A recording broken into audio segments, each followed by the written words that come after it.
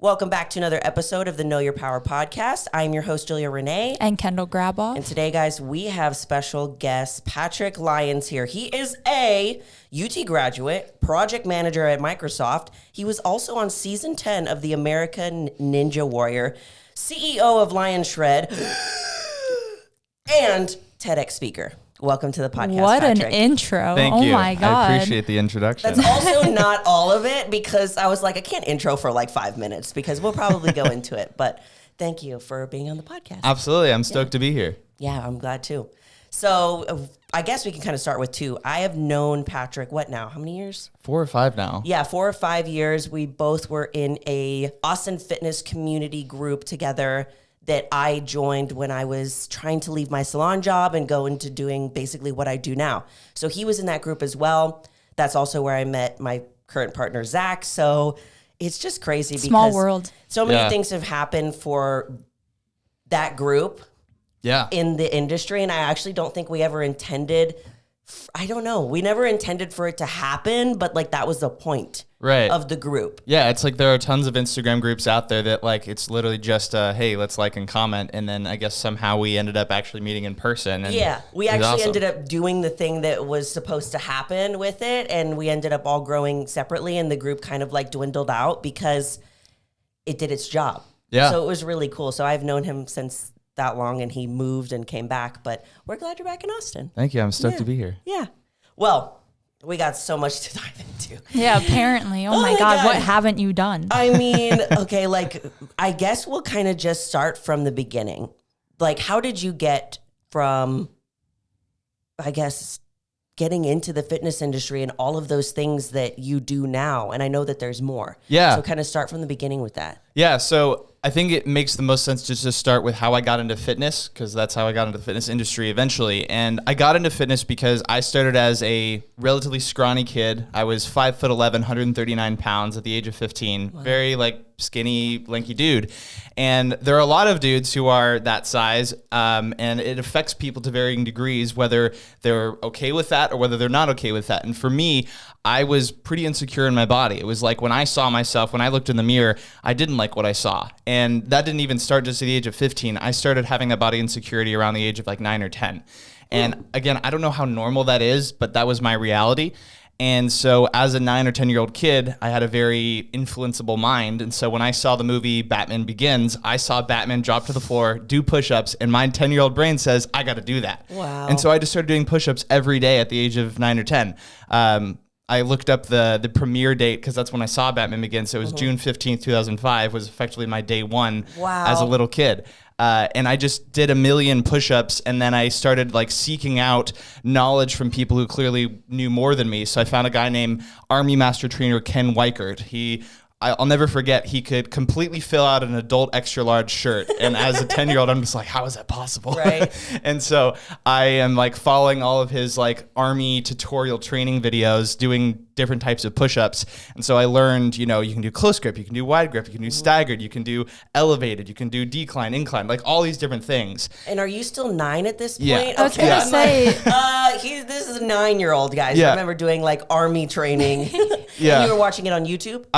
I don't even know if I think YouTube was around. I think actually this was directly on like the army training site, I think. Oh, wow. So did you just Google like how to do push-ups, or like what were you looking up to find these? Because I feel like it was such a different time. Yeah, it's funny you say that because like when I moved from Dallas to Austin like 6 weeks ago, so I had to like go through and clean out everything because I was living at the house I grew up in. And I found a magazine clipping that was the magazine clipping that I guess started it all, because it had Army Master Trainer Ken Weichert on the clipping. Oh, no way. And so I must have like looked up the website link that was in this magazine, which is so wild. Like I haven't opened a magazine in like a decade now, but back then that was like what you did. And so that's how I got my initial start with that. And then at some point I heard about the perfect push-up, which is like the rotating push-up thing on the floor. So I combined Ken Weichert's stuff with now like rotational ability with these stands. And then I added in like a bunch of sit-ups, started doing pull-ups.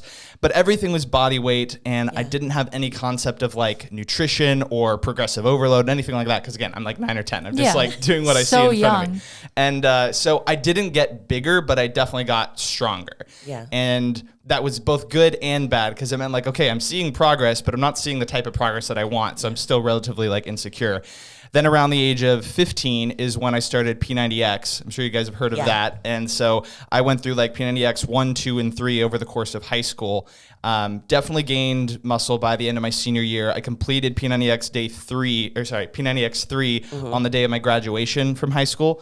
And I remember that because I gave the high school graduation speech. And so I got to talk about the fact that I had like had great grades, but also got in the best shape of my life for graduation effectively. And so by the time I graduated high school, I'd pretty solidified in my mind that like fitness is something I really care about. But you notice that like everything along the way was like I had to follow someone else, like Ken Weichert and then Tony Horton through P90X. And like that's great when you don't have, the knowledge that you need to do something independently. But what that meant is that once I got to college, I'm now confined to like this tiny dorm room where I can't work out at home anymore. I now have access to this massive gym with nothing that I know how to use. That was really overwhelming, to the point where, combine that with how busy I felt during college with classes and everything, I just stopped working out for like 6 months. I got in like the worst shape I'd been in since pre all of that fitness stuff. I wasn't like overweight by any means, but it was definitely like lost a lot of muscle mass, definitely gained a little bit of fat mass, wasn't liking how I looked or felt again. So what I did is I got a fitness coach myself, and that fitness coach had me go through a program based in the gym. And I also had like this online support community. And this is around the age of 19 now. And so I go through a program for 90 days with that coach, got in the new best shape of my life. This time actually finally like felt confident in the way I looked and felt because I gained muscular size. I'm now probably 165 pounds compared to my 139 pound start point. I love the way I look. And it just had such a transformative experience on my entire life that I was like, if fitness had the ability to do that for me, I want to help other people do the same thing. And so literally at the age of 19, I really set out like, I'm going to become a fitness coach.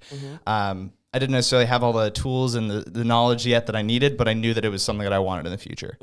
So did you start by training people like at a gym, or did you automatically start with online coaching and getting into that space? Great question. So online was definitely where my head was at from the get-go, because my coach was online. So it was like all that I had ever personally known, even though, personal training was at the time bigger probably than online training.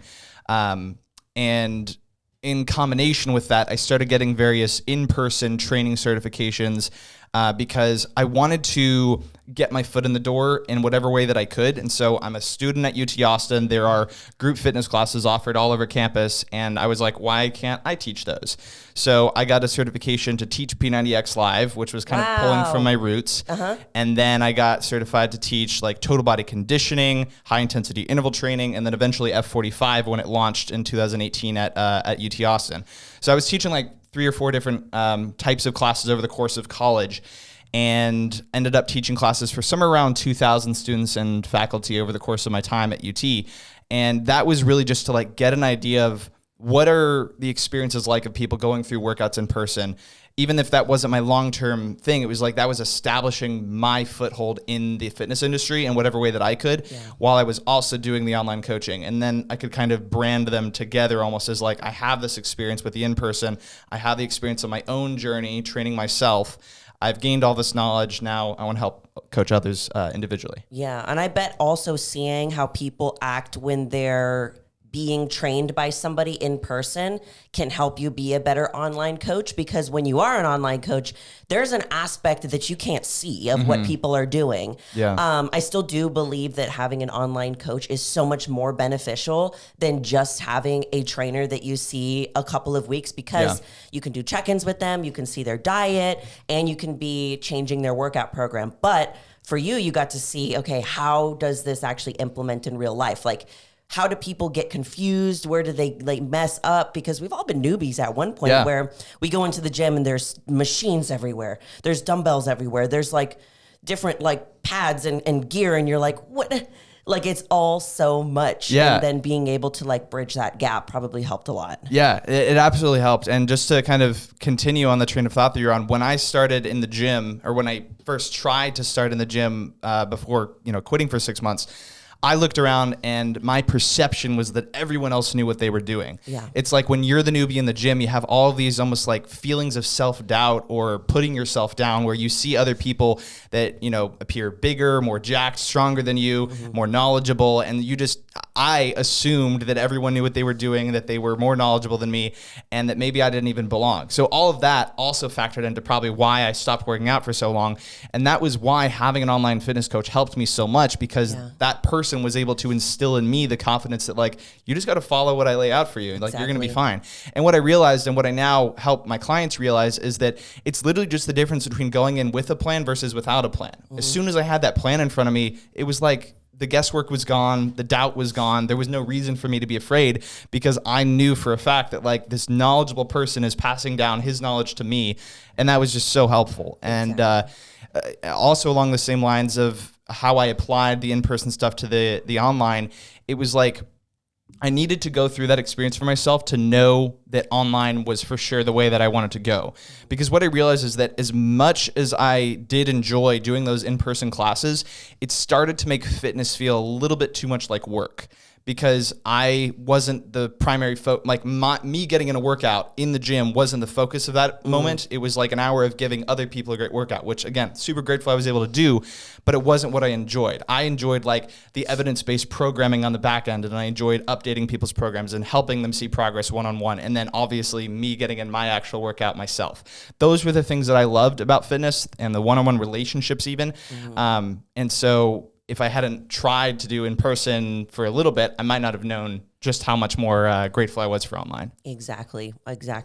Yeah, I don't even think I've trained some people with like in person, like at a gym, but I enjoy it for like that time, because it is cool, like really like hyping somebody up, but it's so draining as well, because you have to bring almost the same energy that you bring to your individual workouts. Right. And there's just kind of like, there's this like mental build up that you have to do kind of like before you go to the gym. Like you need to be in the right mindset. You need to set your intention. And I feel like you have to do that doubly as the amount of time. And I wonder if that's how you feel when you train people. I still do some in-home clients on top of my online clients. And I love it because I love that emotional aspect. But I do say all the time that I'm these people's therapist. Like they fully open up. I've had people cry in sessions. I've had people invite me to their weddings or to their like son's graduation. Like I'm fully like infiltrating these people's lives. And it can be a lot to handle if you're not typically like an empath, or if you have a hard time giving people like that much emotion and energy. I had a question, just because I'm the one on the spot now. You had mentioned like, I guess the motivator or the curiosity with working out, like all stemmed from you not feeling the most confident in your skin at a young age. Was that hard for you, like as a male? I feel like men don't often have role models of, hey, body dysmorphia is normal, or hey, I don't feel confident either. Like, did you ever confide in someone about that, or did you just dive into working out? Do you talk about it now? I'm just curious. Yeah, no, it's a great question. In hindsight, I don't think I even realized what I was going through as a 9 or 10-year-old. I literally just knew that I didn't like the way I looked or felt. I didn't have a term for it. I didn't know that body dysmorphia existed. But it's kind of like when I, years later reflected back, I was like, yeah, that's totally what I was going through. I just didn't really know it. So I didn't have anyone to talk about, because I maybe didn't even know what to talk to them about. And it was also like, I think that the younger you are, the more like linear we think things are. So my thought process was literally just like, okay, I feel skinny, I need to get big, that means I need to work out. And that was all it was. So yeah, it's definitely like I've confided in people now, but I'm at a point where I'm more confident in the way that I look and feel. So definitely a different position to be in. Is that something that your clients ever come to you about though? Oh yeah, no doubt. It's like kind of what you were saying with the in-person personal training, how you become their therapist in a way. Obviously, I will never brand myself as a therapist, and I don't have the accreditation to do so. But it's like it's impossible for training on a deep level to be just exercise and just nutrition, because your mental state affects both of those things and everything else about fitness. And so especially when I see that my clients are struggling. I will ask them about stressors in their lives and things like that, or they might proactively come to me and be like, hey, I'm going through a breakup or death in the family or car accident, just so many things that happen. I mean, I've worked with about 700 clients now, and it's like, once you've worked with that many, you have probably dealt with like every emergency, tragedy, hardship possible, because everyone over the course of a year probably has one or two, and if you multiply that by 700, that's a heck of a lot. Very true. And it's a lot of clients also, I must add. That's insane that you've taken on that many people. Yeah, definitely not in one moment, over the course of time. Sure. But yeah. So it does lend itself to working with people on a deeper level. And I think the fact that I share things on social media that is as open and transparent as possible makes my clients more comfortable. And it's very intentional. It's like, I don't want my clients to feel like I'm off limits or like I can't talk about certain things unless it's literally outside of my scope of practice, in which case I'll refer to someone else. Mm-hmm. But otherwise, it's like, if I'm talking about the best and worst times of my life on my social media, my hope is that my clients feel more comfortable coming to me with the things that are going to matter in that way. Yeah, because it does have a direct reflection of how they actually show up at the gym or their results. I mean, the reason that we have this podcast is because we both truly believe that reaching any goal, especially fitness, it all starts upstairs. Yeah. And if it's not going good up there, and like you've seen with some of your clients, like some of them go through breakups, some of them lose somebody, and it's wild that you're a part of that part of their life, even though sometimes you might not even have met them in person. Yeah. And that's a lot to trust somebody else with. Yeah. Even someone that's like sort of like a stranger in a way. Right. Yeah. When I work with students in the Online Fitness Coach Academy, which, just to clarify for both you guys and the listeners, the Online Fitness Coach Academy is a certification program for students to become certified in the science behind all things fitness. Mm-hmm. So if they're either a current online coach or an aspiring online coach and they want to take their knowledge of all things fitness to the next level, great thing for them. Or if it's just someone who's a fitness enthusiast, wants to know the science for themselves, either way, those are the students in the academy. And so what I will often tell them is the reason why the OFCA, that's the acronym for it, the reason why the OFCA goes into so many different topics is because, again, it is impossible for a coach to only touch exercise and nutrition over the course of working with a client. And so if you don't have knowledge of like what the other aspects are, then you're almost doing yourself and your client a disservice, because what if someone comes to you with something simple as a supplementation question or a sleep or a recovery question? It's like there's so many different avenues that you can help them with. And so I try and make sure that my students realize that the potential for impact is virtually limitless as long as you have the knowledge to get there. It's so true. I mean, I was even thinking about like what my bodybuilding coach does for me. And like, he has like he has a lady on his team that literally does blood work, and she checks all these things. He's like my one-stop shop for everything. If I have digestive issues, if I'm not sleeping well, health, fitness, like let alone just like, of course he's doing my bodybuilding stuff and trying to make me the best for that, but he's doing all of this other stuff, and it's a huge responsibility. And I think I'm just now kind of like realizing like, wow, it really is, As you were saying that, I remembered where I was trying to get my train of thought to go. What I was getting at is that the message that I really try and ingrain into the students in the UFCA is you will end up being the health professional in that person's life that they talk to more than any other health professional. Maybe a therapist talks to them more, but even then that's usually once a week, once every other week, once a month, whatever the case. And if they're coming to you at least once a week, maybe more with questions, that means that, kind of like what you said, you're almost a one-stop shop for all things health and fitness. Granted, there are going to be things that you literally can't help them with, but outside of that, that gives your impact potential so much weight, because they are relying on you. Even when they sign up, they probably don't realize how much they're going to rely on you, but it's like once they realize the level of knowledge, the level of impact that you have, they're going to want to keep coming back to you. Exactly. And I just think that's a really special thing. Do you think that's a weight that you understood when you were like back in college first wanting to get into this? No, definitely not. Like I think that most coaches getting started with it, myself included, just think of the exercise and nutrition components, maybe even just the exercise components at the upfront. Yeah. And it was only like as I started going through things and realizing like, oh shoot, this person's telling me about this and this problem and this concern, and having questions about things I've never even thought of. That's actually what led me to create the OFCA, where it was like I was getting questions that I didn't know the answers to, and I was like, I want to get to the point where no matter what question a client comes to me with, I have an answer and it's evidence-based and I can replicate it. So yeah. So one thing that I am noticing about you is you're a very goal-oriented from 9 years old. How old are you now? 27. To 27. Like your route slightly gives me anxiety, but in a good way, because I very much relate to it. Like as I'm listening to you, I see my life and like the things that I have done. Like I'm about to be 26 at the end of this month, but you're very goal oriented. Like you want to do something, you set out to do it, and you do it. And we've only scratched the surface of like two parts of the aspect of you, and that's your coaching coaches. And do you still coach just regular people for lifestyle and training and stuff like that too? Yes. So these are two separate entities. Two separate businesses. Okay. And so the one that I just went through was the OFCA. Okay. That's coaching students through the educational side. And then the Lion Shred is named after my last name, Lyons. Yeah. That is my one-on-one custom fitness coaching. And so that's basically everything we just talked about, but me working one-on-one with people. So I'm going to create a custom tailored workout program, custom tailored meal plan or macros plan. And then we do weekly check-ins, we assess progress, make adjustments as needed. And anything that we end up touching on, it could get deeper and deeper. I don't want to overwhelm my clients, so I don't have them send me like everything about, their sleep and their digestion on the get-go. But it's like as things go on, if I see that like maybe progress is halting or something isn't quite making sense, I might dig a little bit deeper, see like where they're spending their time. Are they getting enough steps in?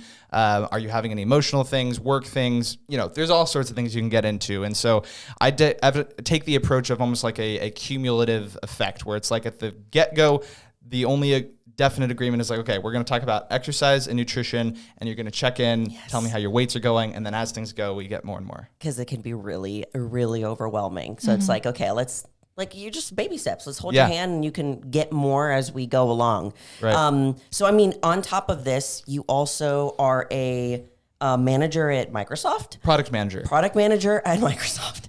Okay. So in my brain, I'm like, how the fuck does he do this? Because I just don't think that I could. And the one post that I read on Instagram, I want to read back to you guys because it's just... reading it, I was like, this is so logical. It makes so much sense because when I'm going to your page, I'm thinking, how the fuck does he do this? And I'm looking through your Instagram and you basically explain to me how you do this. So I'm going to read it to you guys. But it says, if your entire day is consumed with work, you will take the day to get that work done. But if you give yourself a rigid, non-negotiable window for 8 hours to get your work done in, you will. And then it says, because you have to, ... It's easier said than done, of course, but I can assure you it's much easier when you have another definite commitment, working out. If you make exercise non-negotiable, a priority in your life, the rest of your life will adapt to the time devoted to requiring your workout. Wow. It was like, that doesn't go very deep, but it's so logical that it literally just wipes out any type of excuse for it. Because if you think about anything that you're trying to implement into your life, if you care about it enough, you will do it. And you've shown that you care about your two businesses that you have that are slightly different and still being a product manager at Microsoft, that's still a part of your life. And you want that to be a part of your life that I'm going to make it happen. So I kind of want you to speak to that post and kind of explain that to the listener. Yeah. So the entire concept that you just went through, I actually ironically made another post about, I think like yesterday or the day before. It's something I've termed reverse prioritization. And it's the concept that the mainstream way of prioritizing things is like, okay, if you have homework or if you have work to do, just like spend all the time possible you need to get that done and then do everything else. But the problem with that is that those are the things that you were already going to get done in the first place. Like, if you were paying for a college education, you're not going to just not do your homework or not study. And if you're working a job where you're being paid a salary, you're not going to just not do the work. It's going to get done eventually. But for everything else, the opposite isn't true. Like for working out, for working on your passions, making time for a social life, your family, those are things you technically don't have to do. Like there's nothing obligating you to do so. And so you're much more likely to skip doing those things in the first place. But if you reverse prioritize, if you're like, okay, I'm going to make time for working out at this exact hour of the day, every day, everything else is forced to conform and morph around that. And you will make time for the other stuff because you have to. But because you didn't have to do working out, but you've now made it a non-negotiable, heck of a lot easier to make it happen. And so the more that I have gone through life and I've adopted new passions and hobbies and career pursuits in other industries, the more I've realized that like even in the moments where I feel like there's absolutely no way I can make time for something else, if I care about it enough, I do, because you just have to. Mm-hmm. And it all stems from like making time for the thing that you don't have to do first and then filling in the gaps. And what I realized makes that so effective is that it improves the efficiency of everything else. Kind of like with the wording of the post you're reading. Like, I know people who work at Microsoft and other large tech corporations who are working at least 12 hours a day, if not longer. And like, that is insane to me. And I'm not disrespecting them, and I'm not saying it's not impressive that they're even able to work for 12 hours a day. But if those same people gave themselves only 8 hours, they would get it done in 8 hours eventually. Because you have to. Because you have to. Like, it would be a heck of a lot harder at the beginning than like if they've given themselves 12 and then they have to shrink it down to 8. But like, the most extreme example I remember is asking someone in college, like, what are you studying for? And they were like, oh, an algebra test. And I'm like, oh, when is that? And like, oh, it's next Tuesday. And it's like a week from now. And I'm like, you're studying for a test for a week? And they were like, yeah, I need a whole week to do it. And again, everyone has different study habits, but for me, going through all of college, I was a night before test guy. Like, if you give yourself only the night before, you will get all of your studying done the night before. I'm a week. This is why I didn't go to college, because I learn very slow. Yeah, I have different kind of yeah. And like, qualities. I'm not saying that everyone needs to be a night before kind of guy, but it's just that general concept of like, you're going to fill whatever time you give yourself to study for the thing. And yes, I said it to someone a while back, I would rather be really stressed for a short period of time than moderately stressed for a long period of time. That makes a lot of sense. Yeah. It does make a lot of sense. Like, my little sister and my brother work in that kind of way. And I was always the kid that just like thought differently and was way more creative. And they were the study the night before kind of people. And I was like, I need a week to even understand what the test is on in order to like do this. But I totally get what you're saying, though. If you like give yourself that amount of time, like, you will get it done. If you just think about any other aspect of your life, like, things pop up and you still get the stuff done that you need to get done. Yeah. It's so wild. It's so logical, and it's very to the point. And I think it's a really good lesson for people that are listening, that if you want to make health and fitness a priority in your life, you need to make it a priority in your life. One thing that we talk about on this podcast is that I schedule out my cardio in the morning, my morning routine, and my workout. They're all on my schedule every single day because they are just as important as posing sessions that I do with my clients, the YouTube video that I have to create for content. But we don't think that they are as important, so we don't schedule them. I even scheduled dates with Zach. We have a scheduled date tonight, and that's okay to do, because if you want it to be a part of your life, you need to bring it into your life as if it's just as important as making money to support for your family, because all of that has a really great deal and effect on how you show up with your family, with your partner, with your friends. Yeah. So we need to make it a priority. So thank you for being so logical with that. You're a very logical person, and but you're also very like sensitive, and like you make things very easy to understand. Thank you. You don't overcomplicate things with words and fanciness, because that over my head. So I appreciate you. I'm curious, what does like your day-to-day look like? What's a day in the life for you? Yeah. Day in the life of Or if you do split it up among like days allocated to one job, days allocated to another, you can break it down by the week. But I'm just curious how you fit this all in. I would love to be a fly on the wall of your life. Right? Like, just shadow you around. I mean, one shameless plug is that I answer that in depth in the book that I'm writing that'll hopefully launch. Well, there we go. Yeah. That's one thing that we don't have on the paper. That's okay. But no, I can give you the rundown. So for all intents and purposes, Monday through Friday is the same day repeated every day. And so what that looks like is do you want me to take you through like my whole habit schedule? Go for it. Okay. So like, how do you time block things? Like, yeah. curious. So my morning routine is like, I wake up, I pee, I weigh myself, I record the weight, I record like how many hours I slept the night before, how many bowel movements I have, like everything that I can do to inform like what led to the weight, also number of calories I consumed. I'm writing this all in like the notes section on my phone. Wow. Then I meditate for 10 minutes. I take a cold shower. I make breakfast while listening to an audio version of the Bible. And then I start my social media routine for the morning. Usually takes about 30 minutes. And then I start my Microsoft workday. Sometimes there's like a little bit of a flip flop there where like if I have a really early meeting for Microsoft, I'll take that, then do my social media. But I want to get my morning social media routine knocked out. And that just consists of like a couple posts on the story, making my posts for the day, engaging with other people in the fitness industry, that sort of thing. Then I go through my Microsoft workday the first half of the day, and I always take what's called a power hour, which means 60 minutes of no distractions, no phone. I make my phone out of my sight visually so that I'm not even thinking about it. And I get more done in that hour than I will ever get in any other period of the day because it's so diligently focused. And while I'm doing that, I listen to a SoundCloud playlist because I have found that as long as I'm listening to either the same song on repeat or the same type of music, it's almost like I immediately immerse myself into a state of flow. Well, it's a trigger. Yeah. Like Tony Robbins always talks about having triggers that set you up for like what you're going to do. Like we all have that song that's like you're going to the gym. We all have that song that's like it's time to relax. So that's 100%. A trigger that's letting you know this is my power hour. Yeah. Okay, so you're in the power hour, you're listening to that song, and then what? Yeah, so I take the power hour, and then once the hour is done, I'm definitely going to take at least a little bit of a break, whether that be just to use the restroom or to walk around the house while I'm checking social media again, or I might go into a couple more meetings for Microsoft. Then I usually have lunch relatively late-ish, around like 1:30 or 2 p.m. I separate all my meals out by pretty much exactly 4 hours, so average is like 9:30 a.m., 1:30 p.m., 5:30 p.m., 9:30 p.m. for 4 hours for muscle protein synthesis spikes 4 times a day. And yeah, I'm like sitting here and I'm like, okay.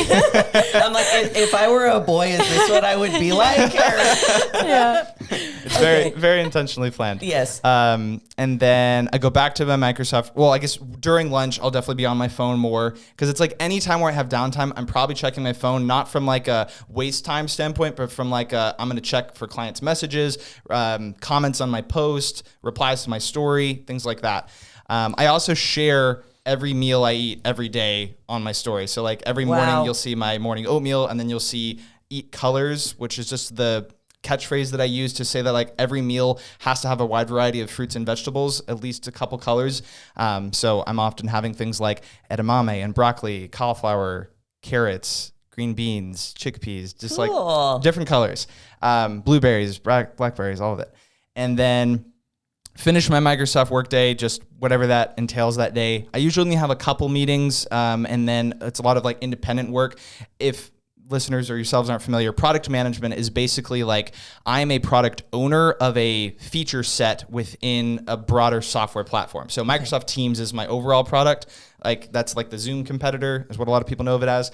And I work on advanced calling features. So it'd be like if American Airlines wanted to have 10,000 of their agents taking calls from customers, what does that experience look like for them? And so I'm helping design features in that, or not design, I'm like crafting the messaging around what it is and what are the individual components we need. And then designers who have a specialty in that will design it. Engineers who know the back end will code it. And I'm the one like presenting the vision.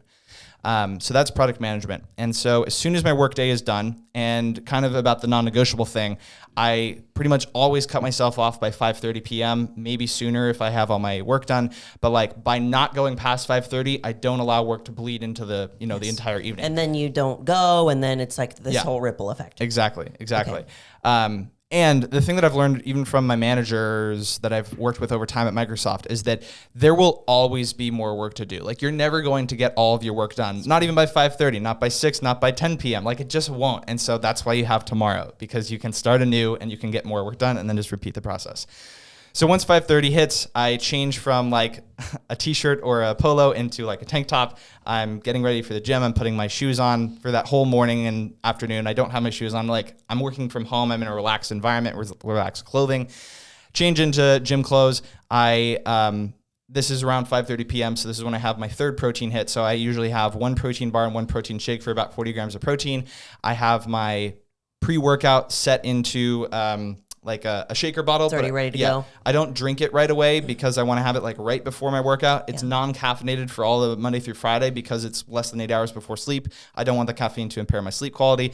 So it's a non-caffeinated pre-workout with beta-alanine and L-citrulline. For those who are just listening, Julia and I are perplexed. I looked at Kendall like, Kendall and I are like, I'm like, I drink a Monster at 10 p.m. and I don't care at all. To be fair, I did have caffeinated pre-workout at that same time all through college. I just didn't have the knowledge until the latter part of college that like it can impair your sleep quality. Because caffeine has a half-life of like 6 to 8 hours. And the best analogy that I've heard about this is that what that means is that if you consume a cup of coffee 12 hours before sleep, that means that it would be the same thing as putting the covers over you at midnight and drinking a quarter cup of coffee and trying to go to sleep right then. Because a quarter cup of coffee is That's the same. A really cool explanation. Yeah, because it's a half-life, and so that means that by the time 12 hours have passed, 2 half-lives have passed, so you're left with a quarter of what you started. Wow. So if you have a whole cup of coffee 12 hours before bed, it's like drinking a quarter cup. So my like 4 cups of coffee are not helping my sleep is what I'm hearing. We're having energy drinks, which are like 200 milligrams per energy drink, so I don't even want to know the half-life of that shit. Yeah. I mean, it's the same. It's the half-life of caffeine is going to be the same. It's just like you're going to be left with more caffeine because you're taking more caffeine. Makes sense. But yeah, so I have non-caffeinated pre-workout 5 days a week. And then I go to the gym. I usually am driving about 25 minutes to the gym. That wasn't my habit schedule until about 4 or 5 weeks ago when I signed up at Los Campeones, where I met I met you, but I met you. Yeah. Like, hey, guy. Yeah. And so while I'm driving, I will always listen to a podcast. I went through all like 500 episodes of How I Built This. So I've already completed that podcast over the course of years of time. I've listened to a couple Tim Ferriss, a couple Joe Rogan, a couple featuring a guy named Bas Rudin, who's been on Joe Rogan and Tim Ferriss. I also listened to about 100 episodes of the Audrey Helps Actors podcast because I also do acting. I know, I really want to get into that because that's something that I really want to do. Yeah, we can totally talk about that. So yeah, that's why like I don't actually care a whole lot how much that drive to and from the gym takes because it's always filled with time for like my mind to just consume stuff. And so then I work out. I work out about 5 to 6 days a week. And it's total body, but that doesn't mean actual total body. It's something from upper, something from lower every day. But it's like, for example, I could do chest and quads, back and hamstrings the next day, that kind of thing. And I've been doing that for about 3 years now. It's just the most enjoyable split for me. It's not the way I have most of my clients train because it's the easiest to mess up because you have to be so intentional about like, what's the recovery time per muscle? How many sets am I doing if I'm going to hit this, 48 hours later again, just things like that. So I do that. I drive home, same concept of listening to the podcast again. I get home, depending on what specific time it is, because the workout can be a fluctuating duration of time, I'll either eat dinner then do the next part, or I do what I'm about to say and then do dinner. And so what I'm getting at is that I go for about a 45 to 60 minute walk after my workout. And that's not because I am like, okay, I need to walk for this long. That's just how long it takes to get through my daily research.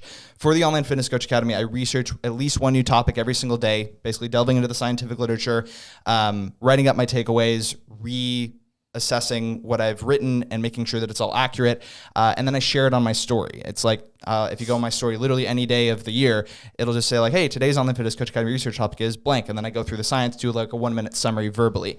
And the reason I do all of that is because in that process, I am learning visually from either a video or a write-up. I am learning through writing, from writing up my summary, and then I'm learning auditorially, verbally, how to articulate it. And so my goal with that was like, I wanted to get to the point where people could ask me a question in person and I could verbally respond on the cuff and have answers because I've researched it. And so I've researched the science behind at least one new topic every day for over 1,500 days now, every day without fail since January 1st, 2019. How do you find what topic you're going to do next? Great question. So it started with a lot of just my own curiosity and the questions of my clients. I would just start like making a backlog of like, what are the things?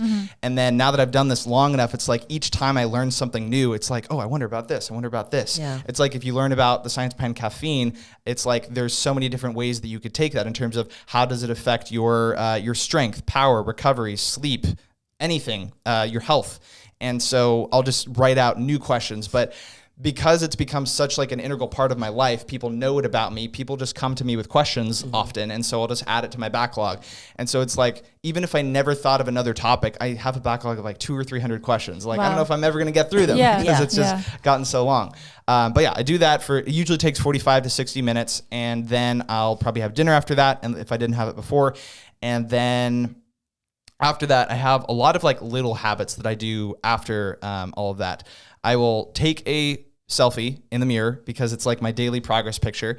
I will stretch for 10 minutes. I use a device called the Castle Flex. And if you guys have never used it, it is wild. It's like, never heard of it. Yeah. It only came out, I want to say like 2-ish years ago, maybe less. But but do you know what dorsiflexion is? It's like if you're pulling your foot, it pulls all 5 of your toes into dorsiflexion, and it allows you to control it.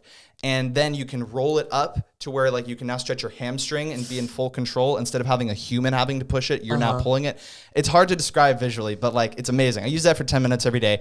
Or rather, I use that for about 4 minutes as part of like a 10 to 15 minute stretching routine. That's total body.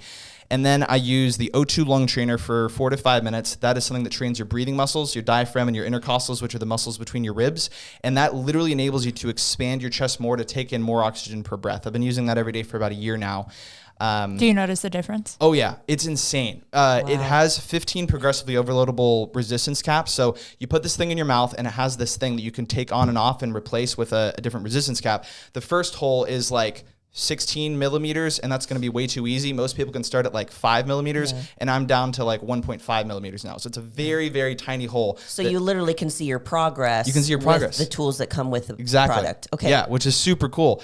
And then in terms of the actual experienced benefit, the biggest difference is for cardio, and that's the way it should be because you're literally taking in more oxygen per breath. And so how I noticed this is I went from biking at a high intensity interval training and feeling like my lungs were giving out because I was so tired. But then with this, my lungs are no longer the limiting factor. It's my muscles. Yeah. Because like my breathing capacity is so much higher than it used to be that I'm just fine in terms of breathing. And now it's just my muscles that I need to get stronger, and then they can go even further. So yeah, the O2 lung trainer has been amazing. And then the most recent habit that I've taken on as part of my daily routine is acting. And again, we can get more into other aspects of this, but as part of our acting homework, we literally have to do 1 entire sustained hour of imagination time. And this is what I was alluding to earlier when I was like, I don't think I can possibly add another habit into my day. And now I've added another hour into my day.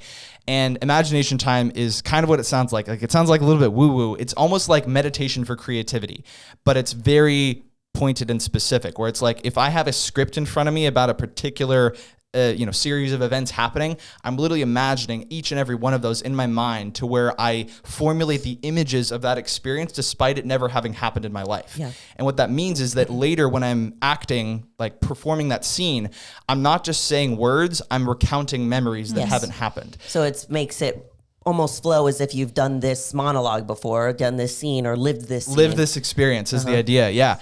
And so I tend to do that while I'm stretching and then after stretching, because stretching to me is enough of a mindless activity that I can just stare at the ceiling and imagine. And then it extends a bit, another 45 or 50 minutes after that. So I do that, then I take my warm shower for the night. I guess I didn't mention I take a cold shower in the morning, warm shower at night. Yeah. Okay, yes. Warm shower at night, and then I'm almost through. You're okay. You've done more than I have done in my whole entire life. So okay, so after the warm shower, I will obviously brush my teeth. I use a floss pick. I use Q-tips. That's part of my hygiene routine. And then I will sit down at my desk chair.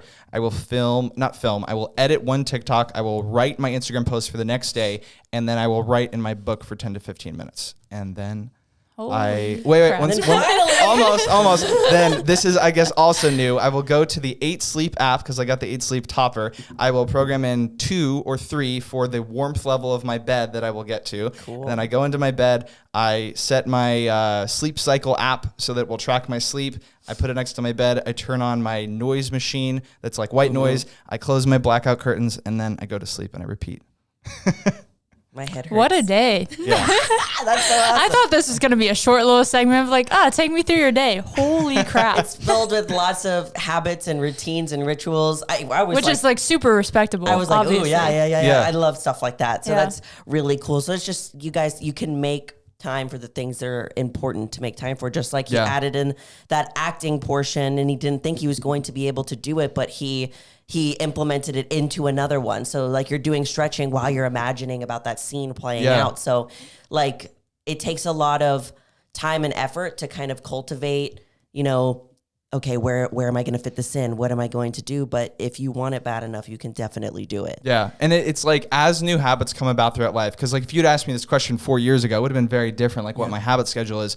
And I just realized that habit stacking is crucial. Habit stacking meaning at least 2 habits occupying the same period of time. Like if I just like sat in a chair listening to a podcast, I don't know if I could do that. But because I'm driving to the gym, it's easy.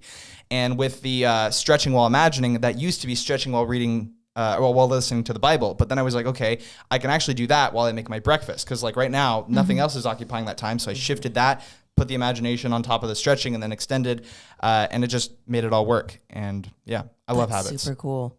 Well, one thing that I wanted to bring up to kind of like switch gears a lot is this video that you made on YouTube. So guys, if you haven't seen it, but it is crazy. So it's basically a video of you dressed as Batman and one of your friends dressed as Joker, I'm assuming. Yep. And he's running through a UT classroom, and he did it for a couple different classrooms, correct? Yeah. And it has, I think, over 6.5 million views on YouTube.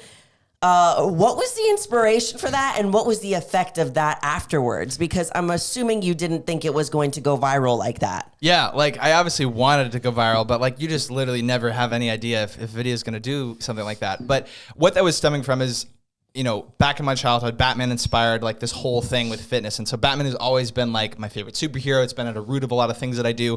And as I got more into like the entertainment side of things with YouTube, I was like, I want to integrate superheroes into this. And for some reason, I was like, okay, how can I integrate superheroes and like get reactions and engage other people? And so I started with like library videos where I would dress as Batman in the library. And it's just like, it's such like a strange concept. And that already started doing well. And what I realized is that like, people have done superhero things and people have done library pranks, but no one had ever done them together. And for whatever reason, it just worked. And so I was like, okay, people like Batman, people like pranks or like social experiment type things. So let's just keep going bigger. And so I went from, I had like a blue morph suit with a Batman hat or mask. And that was my first Batman video because like I didn't have the full Batman suit. I just worked with what I had. And then I was like, okay, this is worth the investment. I'm going to get a full blown $300 Batman suit on Amazon. And so I did that. Yeah. And did a bunch of library videos, and then finally was like, we got to go all out. We got to do this in a classroom, like while class is going on.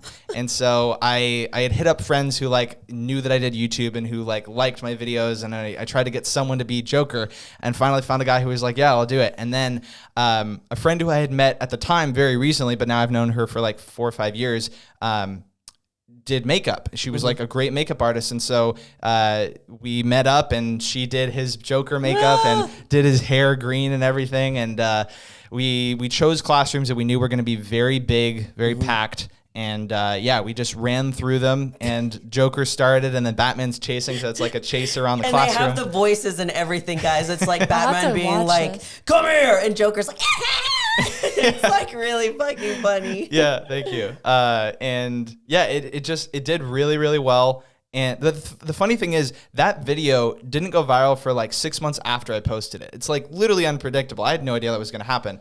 And even the uncut version, so like the edited one is like under 5 minutes, and then we chose just one of the scenes and we completely uncut it, and I posted that, and that has like another 2 million views. Wow. Yeah, which is really cool just to see that like people wanted to see the uncut version. But yeah, I mean the impact was wild. It was like that made me almost like the superhero dude on YouTube. And so I just did tons of superhero videos, but then realized that like costumes in general do well. So I did like things with T-Rexes and Power Rangers, Pikachu, anything.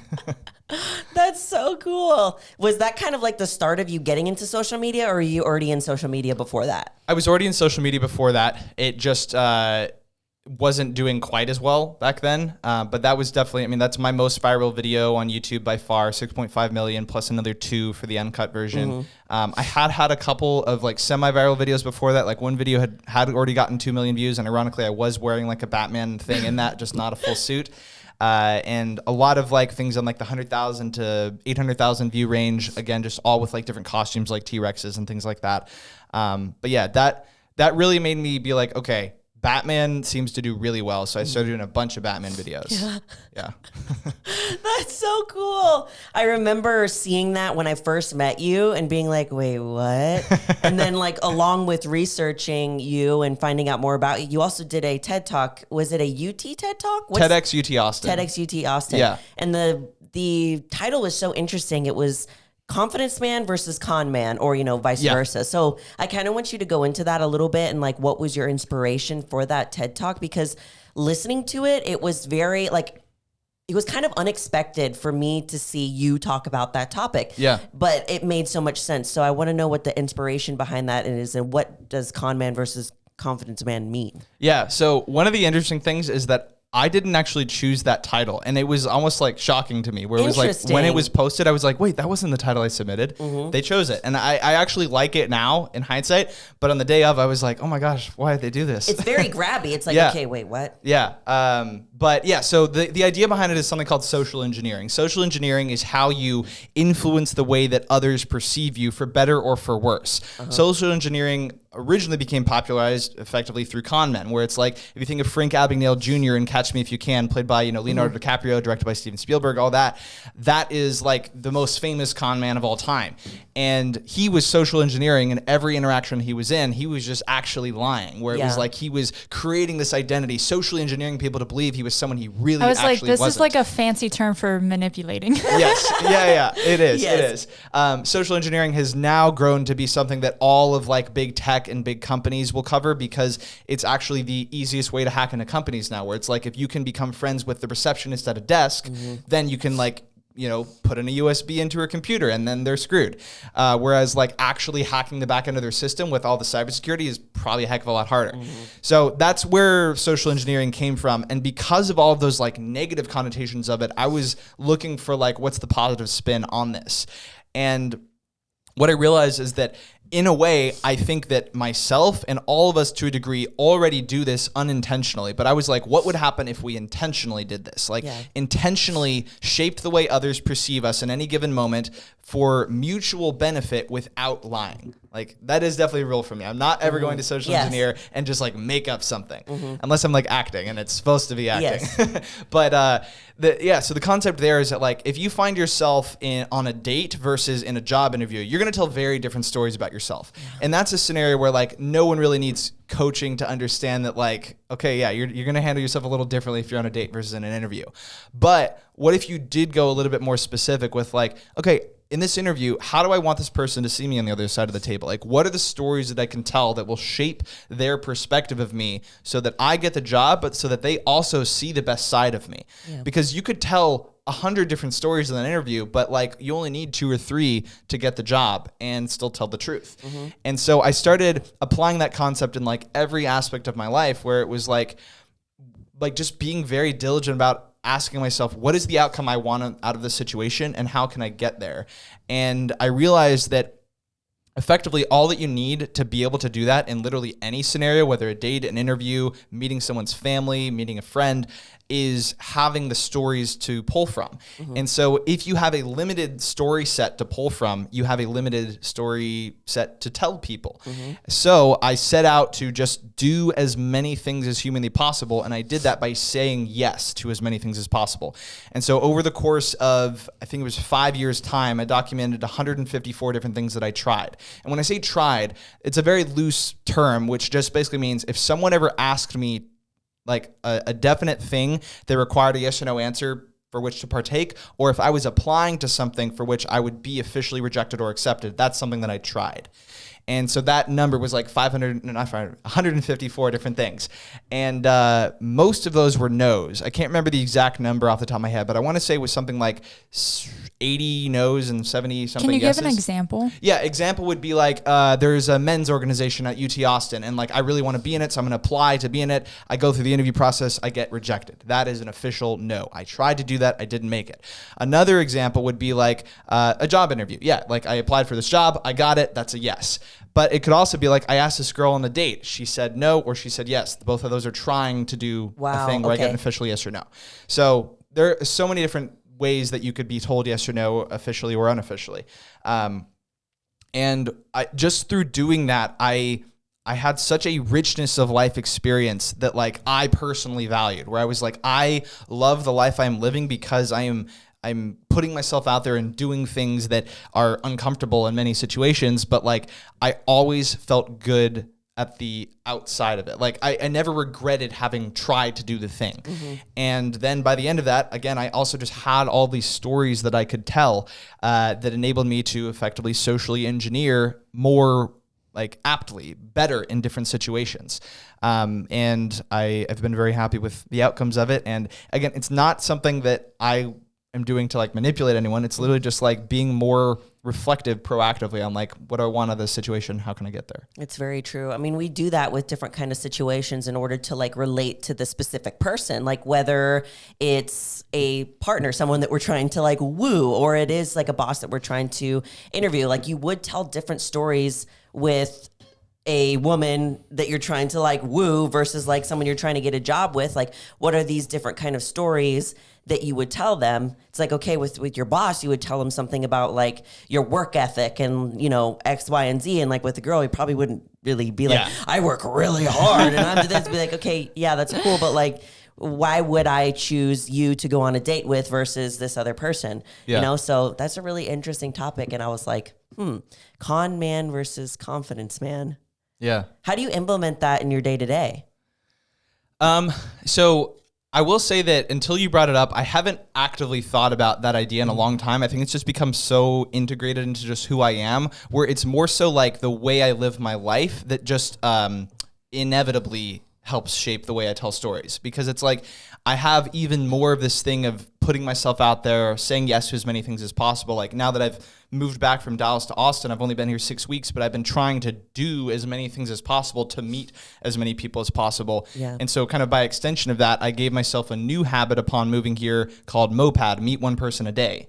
And that means I have to meet at least one new person every day that I go to the gym. I have that caveat because if I don't go to the gym, the odds of me being in a social setting is low. Yeah. And I didn't want to just be like, okay, I want to go to the grocery store so I can meet someone. Yeah. I find this so fascinating because, and don't take offense to this at all, that's my nightmare. I'm an introvert. I meet no one a day. Yeah, I literally like I am the happiest when I am like alone and not having to interact with new people. Yeah. So I find it really interesting that you're putting yourself in these situations, and I'm like, wow, like I would feel like shit if I was like rejected from an internship or an interview or whatever. Like I don't put myself in those situations intentionally because I'm happier when I'm like in my space doing my thing. So I feel like there's such a drastic contrast between like my mentality when you're talking about this versus yours, which like I see it and I respect it, and I'm like, that will never be me. Yeah, no, and the thing is, part of why I'm doing this is kind of rejection therapy, but kind of like just seeking opportunities. Mm-hmm. The rejection therapy concept has originated for a long time, but the guy who popularized it is a guy named Jia Zhang. He gave the second most viewed TED Talk in all of 2017. I know this because I met the guy, and so I got to talk to him about this. And his thing was every day for 100 days, he had to ask something that the odds of being told no were very great. Mm-hmm. An example was I think I've seen his TED Talk. Yeah, it's got like 20 plus million views. It's huge. And like an example was like he went to a hotel and he said, hey, can I stay at your hotel for a night for free? And they were like, no. And he was like, is there anything else you can offer me for free? Like he had to keep going until he hopefully got a yes. And they were like, I mean, you can sleep, you can try a bed. And that was his yes. Like he just had to try. And then he went to a donut shop and he was like, can you make me a donut that's like Olympic shaped, like 5 holes connected? And the lady was like determined. She's like, we'll do it. We've never done it, but we're going to do it. And so that's kind of the rejection therapy concept. And I'm not really going for that. For me, it's more so like doing an uncomfortable thing every day and seeing what outcome I get from it. Yeah. But also knowing that like if I didn't do this, it would be really hard for me to meet people on occasion. And I say that on occasion thing because like, if I think back to when I lived in Dallas for 2.5 years, I met my like gym crew, my gym family of like, call it 6 or 7 dudes and girls.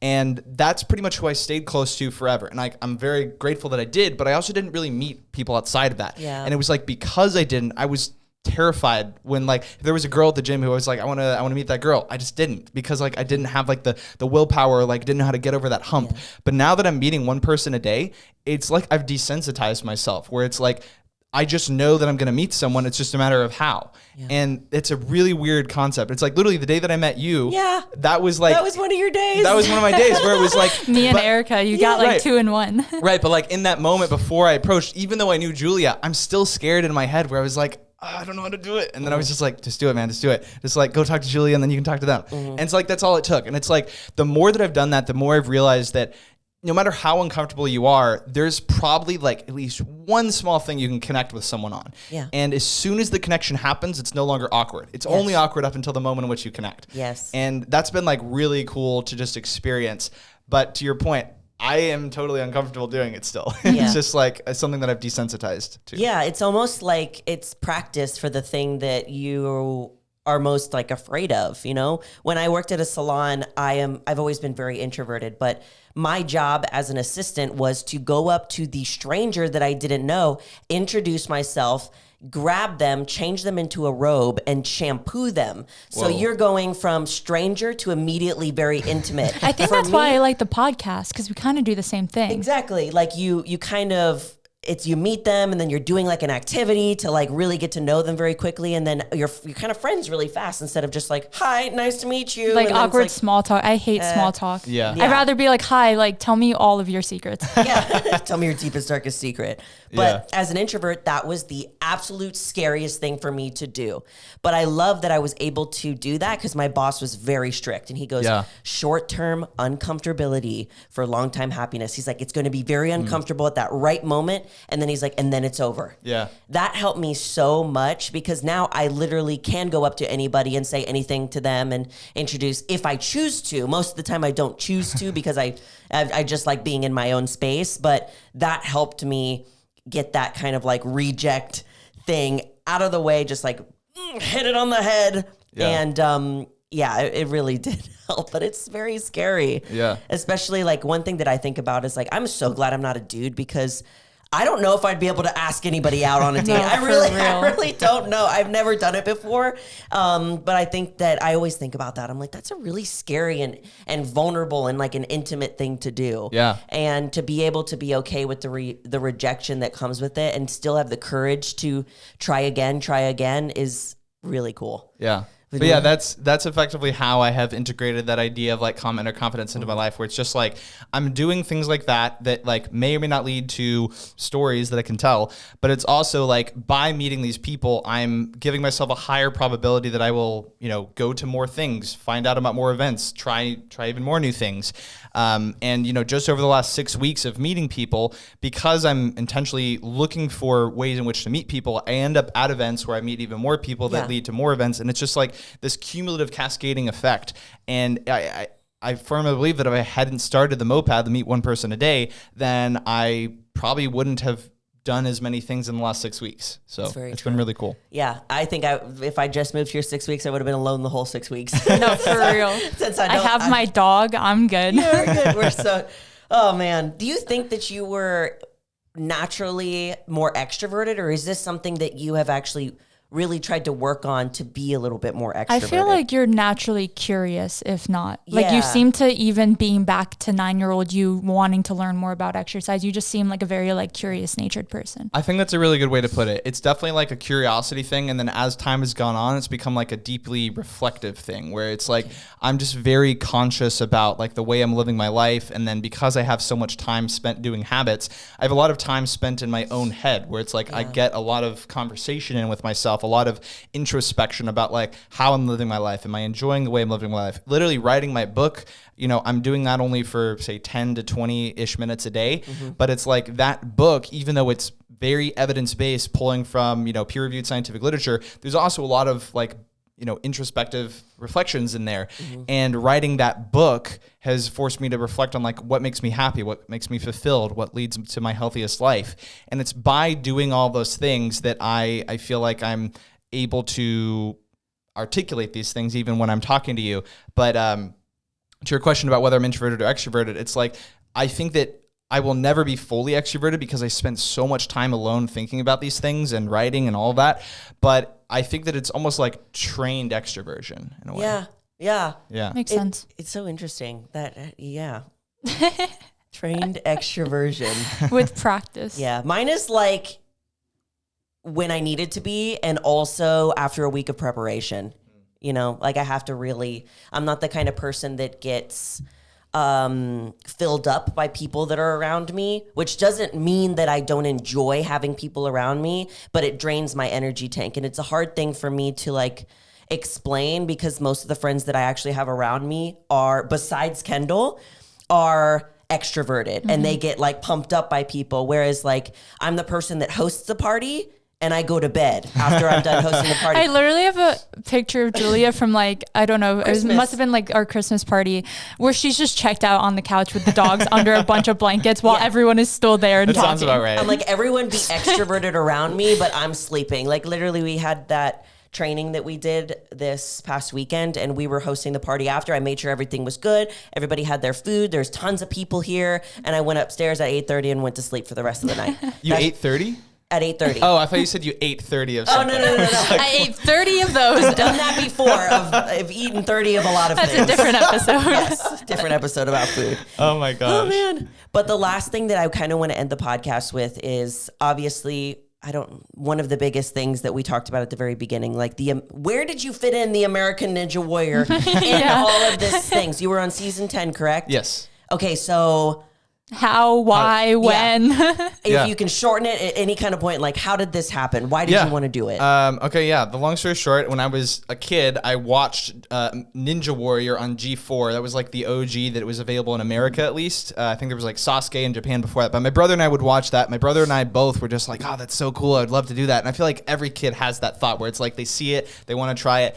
And it wasn't until years later that I actually thought maybe I really could do this. And it was because like as I was getting more and more into fitness in college, I started doing quite a bit of body weight training alongside my resistance training with machines, dumbbells, barbells, that kind of thing. And I posted a video one day, I think it was in 2016, of me doing 10 muscle ups in a row, which if people aren't familiar, muscle up is like you do a pull up, but you end up on top of the bar. Really hard to do. Yeah, it's like a gymnastics move effectively. And so I did 10 of those in a row, and my sister commented on that video like, hey, this is really awesome. You should apply for American Ninja Warrior.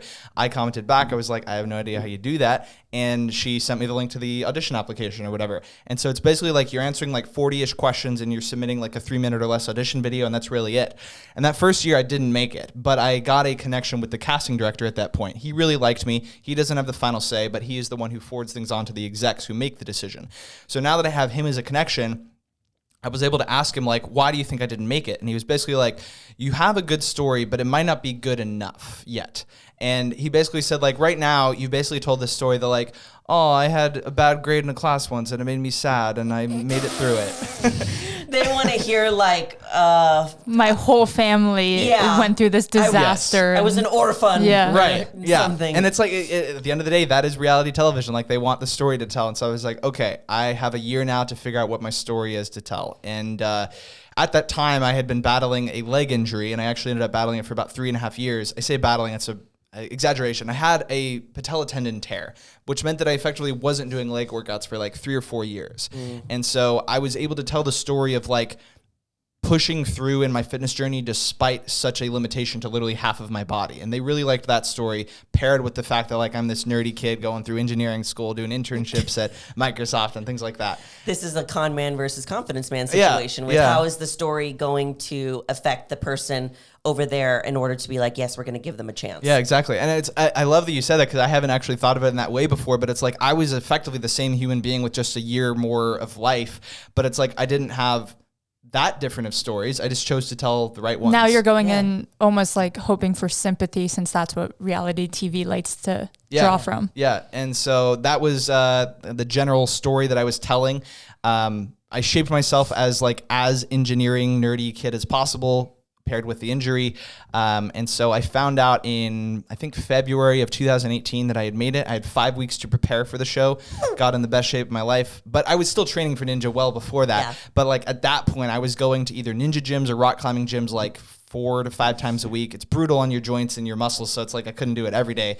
And then I was also doing resistance training in the gym, cutting weight, because similar to rock climbing, the lighter your weight is, the easier the competition is, because you're literally propelling your body through the air on obstacles. And so the lighter you are, the better. And so I competed on the show.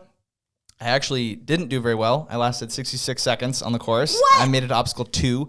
And it wasn't that I wasn't physically capable. I was totally physically capable, but mentally I was like overwhelmed, where it's like you have lights and cameras all around you. You have, casting directors telling you this and that to do. You're seeing other competitors crush it or seeing friends not crush it. You have 1,000 people in the audience, 20 of which are your friends that are cheering you on. It's just so much pressure that I wasn't prepared for. And so basically I end up at this point where like I'm hanging on a bar, and the bar in front of me in reality was maybe 2.5 feet. I could have reached out and touched it, but in that moment it felt so larger than life that I thought it was like 6 feet away. Like that's just what when we were watching on TV going like, I could do that. But it's like when you are in that setting and you have all of that pressure and eyes on you, it's so much harder. You're not just alone in a ninja gym like doing it yourself. It's like, no, there's a million people around you with lights, and you're like, you also have to be like a personality if you're going to be on TV. Like that's how they choose people. Right. So what happened in that moment? Yeah, so it was just like I like tried to reach for a second, but ultimately like I just doubted myself so much, so I just kind of stayed here on this bar, and it's like a fat bar, not one that you can grip well, so my forearms are giving out like crazy, and so eventually I just dropped into the water. And it was like definitely disappointing, but it was also like I knew that I had done everything in my power up to that point to be as prepared as possible. I just legitimately didn't realize how much the mental component was going to matter. Yeah. But it still like changed my life. Like that moment gave me confidence for like the rest of my life, where it was like, I wish that I didn't, quote unquote, need that confidence boost, but it was like, because someone believed in me enough that I could be on that show, I can now believe in myself enough that like, why limit myself for literally anything? And so I carried that with me for forever to this day. It's a good takeaway. Yeah, that's that's probably really better cool. than if you just like had one and been like, oh, okay. Yeah. I did it and I'm done. Yeah. Damn, that is so crazy. Well, wow, we went through so many things in your life, man. I feel like we still have 100 things we could dive into. I know, too. there's so many things. I would say too, like, thank you so much for sharing all the aspects of your life. There's so many things that I know that you've already done, and so many things I know that you're going to do, because if you set out to do it, Patrick is going to do it. And he's going to do a test with a bunch of other humans also to prove his theory. And then he's going to double check that test. And oh man, I feel like in another life, you were like a scientist or something. For sure. Like a scientist who was doing like those little tests. Oh man. I feel like I love how Julia's brain works. It's just like he's always doing like little life tests for himself, which I feel like is something that a lot of people don't do. Like you stay in the little bubble that you're in and you don't force yourself to grow, and you're constantly doing these things to force yourself to grow. And that's why you've come as far as you have. And I know you're going to go as far as you're going to. So Thank you. Thank you so much. I think of it as a case study of one, where like I am the experiment. You're the case study. And I am trying to see what are the results if I change these variables, and then I reflect on it, and then I research it, and then I share it with others. Oh my God. You're wild, man. It's so crazy. Well, thank you so much. The last question that we ask all of our guests, since this is the Know Your Power podcast, is when was the moment that you knew how powerful you really were? I didn't know this question was coming. We should start telling them beforehand. No. It's a good thing to think about on the fly. In a way, I want to say it was like the moment that I launched my own business and that it actually worked. Yeah. Because up until the moment when you dive headfirst into the water, you don't know what it's going to feel like when you hit. And it was really cool just to see that like I had done these effectively years of preparation, both with my own body, my knowledge, my skill set, my social media sharing, that like once I launched my my first fitness program into the world, the Lion Shred, I didn't know if it was going to be received well. And just to have people express interest on day one, sign up for the program on day one, was just like this incredibly fulfilling thing, just to see that like the product of my own efforts actually paid off. And I took that with, a ton of gratitude, and I never took it for granted, to where, now anytime I'm taking on a client, I know the responsibility that I have helping them get to, the best shape of their life, to find their own confidence, that sort of thing. And yeah, I mean, it really was all rooted in that initial launch. That's awesome. Wow. That's a good answer. Thank you. Wow. Well, thank you so much for being on. Where can people find you? Yeah, so easiest way to find me is on Instagram at Patrick Lyons. I am on pretty much every social media except for Twitter. So TikTok is Patrick_Lyons, Facebook, LinkedIn, YouTube, all Patrick Lyons. Okay, cool. We'll also have it linked down below. Yeah, we will. Cool. Awesome. Well, thank you so much for being on, Patrick. Thank you guys for having me. This was a lot of fun. Yeah. And thank you guys for listening. Make sure you go and check out Patrick and all the things that he's doing. Go watch that Batman video, please. And as always, we love you all so much, and you're more powerful than you think. Bye. Bye.